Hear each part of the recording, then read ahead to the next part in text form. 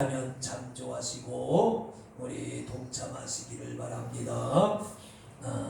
오늘도 신명기서입니다.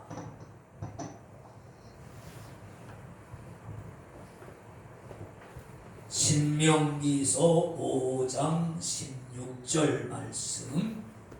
여러분, 창세기, 출애굽기, 레위기, 민수기, 그 다음에 신명기.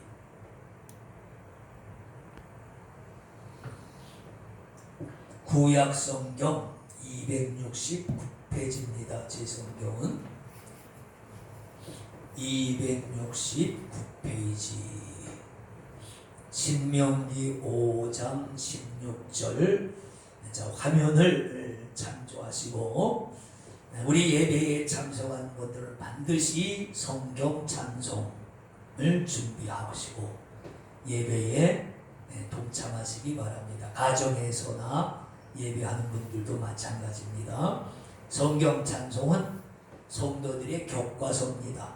교회가 성도들의 학교라고 하면 학교에는 교과서가 있어야 되죠. 그래서 성경 찬송이 교과서입니다. 그리고 목사는 담임 선생이죠. 목사는 담임 선생. 그렇습니다. 그러니까 학생은 어쨌든 열심히 출석을 해야 돼요. 상 중에 가장 중요한 상은 전 개근상이라고 봅니다.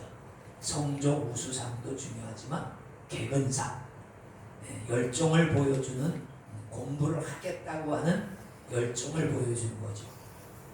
개근상, 빠짐없이 출석하고 교과서를 꼭 가지고 담임 선생의 말을 잘 귀담아 듣는 학생이 공부를 잘하는 것처럼 우리 그리스도인들은 성경 찬송 가지고 부지런히 예배에 동참해서 이 담임 목사의 설교가 뭐 다른 겁니까? 성경 이야기 풀어가는 것이 설교잖아요. 잘 담임 목사의 설교를 귀담아 들으면 하늘나라의 성적이 쑥쑥 자라날 줄로 믿습니다. 자, 5장 16절 다 같이 우리 함께 읽습니다. 너는 너의 하나님 여호와의 명한대로 네 부모를 공경하라. 그리하면 너 하나님의 여호와가 네게 준 땅에서 네가 생명이 길고 복을 누리리라. 아멘. 주님을 찬양합니다. 지난번에 7절로 21절 말씀 가지고 다시 강조하는 십계명이라 제목으로 말씀을 드렸습니다. 원래 십계명은 출애굽기 20장에 기록되어져 있죠. 그래서 출애굽기 20장을 십계명장이라 그렇게 말합니다. 왜? 거기 최초로 하나님이 십계명을 기록하셨기 때문에 그렇습니다. 신명기서는 모세가 가나안 땅 들어가기 전, 모세가 죽기 전에 다시 한번 율법을 이스라엘 백성들에게 강조한 것입니다. 그래서 모세의 설교가 신명기입니다. 거기서 다시 한번 출애굽기 20장에 있는 이 신명기 십계명을 가지고 신명기 5장 7절로 21절까지 이렇게 말씀을 하셨습니다. 십계명은 계명 중에 대표 계명이라고 그랬잖아요. 율법이 아주 많이 있는데 그 다 어떻게 기억해요? 그 율법을 핵심을 이렇게 간추린 것이 십계명이다. 지난번에 그랬죠. 그리고 십계명을 또 간추리면은 이 십계명은 둘로 나누어진다. 우리가 십계명이라고 그러지만 제1계명서부터 4계명까지가 십계명은 돌판 2개에 기록되어져 있습니다. 그래서 하나에는 먼저 하나님에 관한 계명 1계명서부터 4계명까지 하나님을 이렇게 섬기라는 그 비석이 하나 있고, 두 번째 돌판에는 5계명서부터 10계명까지입니다. 근데 거기서는 5계명이 사실 1계명이죠. 두 번째 계명은 사람에 관한 계명입니다. 첫째는 하나님에 관한 계명, 두 번째 비석은 사람에 관한 계명. 사람에 관한 계명 중에 첫 번째가 내 부모를 공경하라. 그래서 에베소 6장에 가면은 이는 약속 있는 첫 계명이니 그랬어요. 여기 보면 분명히 다섯 번째 계명인데 십계명을 보면 그 에베소 6장에서는 이는 약속 있는 첫 계명이라고 해서 이게 무슨 뜻인가? 그러니까 두 번째 돌판의 첫 사람에 관한 계명 중에 첫 계명이 네 부모를 공경하라. 그러니까 이 1계명은 하나님에 관한 천륜에 관한 것이고 두 번째는 인간에 관한 인륜에 관한 것이에요. 인륜에 관한 계명 중에 가장 으뜸이 뭐냐? 부모 공경이에요. 그러니까 사람과 사람에 관한 사람과 사람 사이에 이루어져야 될 계명인데 그 중에 먼저는 부모라고 말해요. 그러니까 사람 사이에서도 관계가 가장 중요한 것이 부모와 나의 관계죠. 그래서 에베소 6장에는 이는 약속 있는 첫 계명이니. 그래서 오늘 제목을 약속 있는 첫 계명이라. 오늘 이 10계명 16절에는 약속 있다 첫 계명 이런 말은 없죠. 근데 여기도 약속은 있잖아요. 내 부모를 공경하라 그리하면 그랬어요. 그리하면 이런 약속이 있다. 너의 하나님 여호와가 네게 준 땅에서 내가 생명이 길고 복을 누리리라. 이것이 아버지 하나님이 부모 공경하는 사람에게 주신 약속입니다. 이거는 예수를 안 믿는 사람에게도 해당되는 거예요. 모든 사람에게 해당되는 것입니다.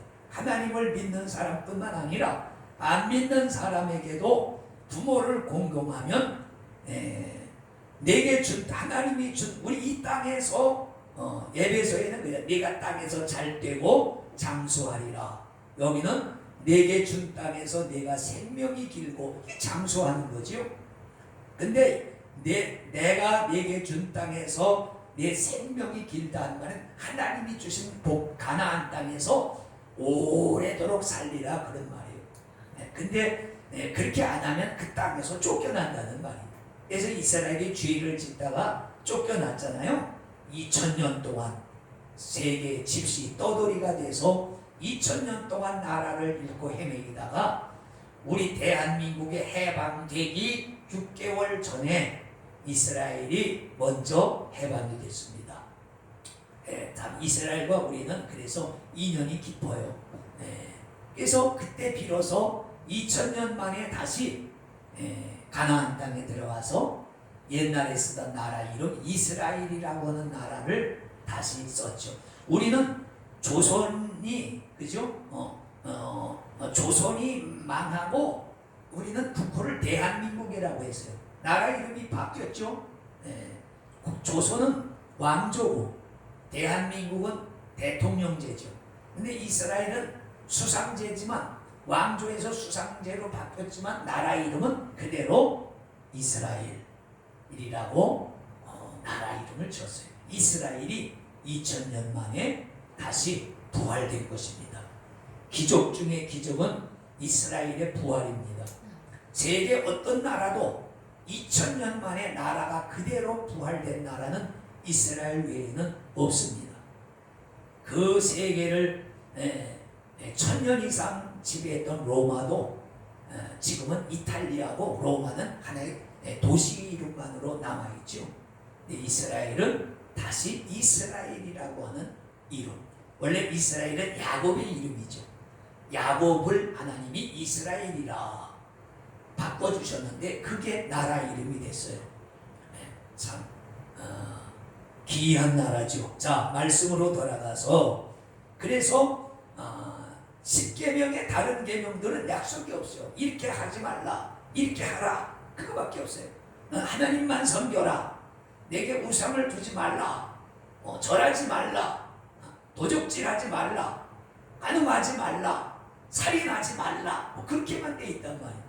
그런데 이 부모 공경에서는 네 부모를 공경하면 하나님이 내게 준 땅에서 내 생명이 길고 복을 누리리라. 장수하고 잘 된다. 이렇게 보세요. 효도하는 사람이 대체로 잘 되죠. 뭐 부유하는 사람도 어쩌다 잘 되는 사람이 있죠. 근데 부모 말 지도각에 안 듣는 사람 치고 실제로 잘 되는 사람이 별로 없어요. 네. 그건 그럴 수밖에 없는 것이 부모는 인생을 오랫동안 살아왔잖아요. 그 경험을 가지고 살아가는 자녀에게 가르치는데 그 말을 안 들으면 잘못될 수밖에 없죠.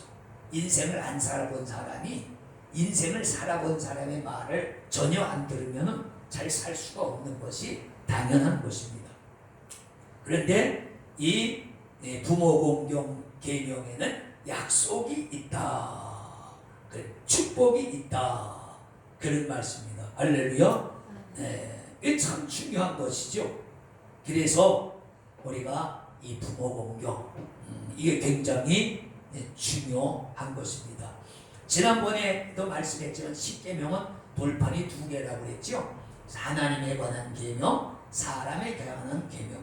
이것을 어떤 서기관이 예수님 앞에 물었잖아요. 계명 중에 계명이 참 많은데 어떤 게 가장 큰 계명이 되겠습니까? 그랬더니 예수님께서 이 십계명을 나누어서 이렇게 말씀하신 거예요. 네 마음과 뜻과 정성을 다해서 하나님을 사랑하고 제1계명 돌판 하나에 있는 하나님에 관한 계명을 그렇게 해석하십니다. 하나님 사랑하고 두 번째는 그와 같으니 이웃을 사람을 이웃은 사람이죠. 이웃은 짐승을 말하는 게 아니에요.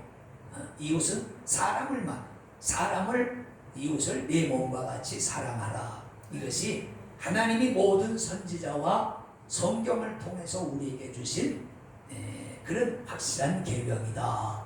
이렇게 말씀하셨단 말이죠. 자, 그러니까 우리 그리스도인들이 기억해야 될 것은 하나님 사랑하고 그 다음에 사람 사랑하고 그게 굉장히 중요한 게 그 사람을 사랑하는 것 중에 가장 거기도 같은 사람이 많잖아요. 그죠? 내 친구들도 있고 이웃도 있고 친척들도 있고 형제들도 있고 부모도 있고 자식도 있고 그 중에 그러면 먼저가 누구냐? 이 모든 일에는 순서가 있거든요. 그렇잖아요? 모든 일에는 순서, 먼저 해야 될 일이 있고 나중에 해도 될 일이 있어요. 근데 가장 먼저 해야 될 부모 공경이라 그렇게 말씀하신 것이란 말이죠. 부모 공경 이것이 굉장히 중요합니다. 그러니까 결국은 뭐예요? 하나님도 우리에게는 아버지라고 그러죠. 하나님 아버지, 부모 아니에요. 땅에 있는 부모죠. 그러니까 하늘 부모, 그러니까 하늘에 계신 우리 아버지, 하늘 부모를 공경하면 구원을 받습니다. 영생을 받습니다. 할렐루야. 그렇습니다. 물론 땅의 복도 받지만 하늘 부모를 공경하면 영생을 얻고 땅의 부모를 공경하면 땅에서 잘 되고 장수한다 그랬어요. 아주 명료하죠. 하늘 부모를 공경하면 하늘의 영생을 얻고 땅에 계신 부모를 공경하면 땅에서 잘 되고 장수하는 복을 주시겠다. 이것이 십계명의 제5계명 부모계명 중에 감춰진 내용인 것입니다. 굉장히 중요한 것이죠. 그래서 부모 공경이야말로 뭐 우리가 부모 공경은 유교에서 많이 이제 강조를 하죠. 유교에만 그런 게 있는 게 아니에요. 기독교에도 그렇게 말씀하고 있다. 네 부모를 우선적으로 공경을 잘 해라. 부모에게 순종하라. 특별히 잠언서에 보면 아버지와 어머니의 말을 잘 들으라. 어머니의 훈계는 금사슬과 같다. 우리가 금으로 만든 목걸이 얼마나 애지중지합니까? 괜찮아요? 그와 같이 부모의 말씀을 애지중지하라는 말은 잘 기억하라는 말씀이 되겠습니다. 그런데 이제 예수님께서는 이 십계명을 이제 그렇게 새롭게 해석을 하셨죠. 아까도 말했죠. 어떤 서기관이 와서 계명이 많은데 그 중에 제일은 무엇입니까? 그거 하나님 사랑하고 사람 사랑해라.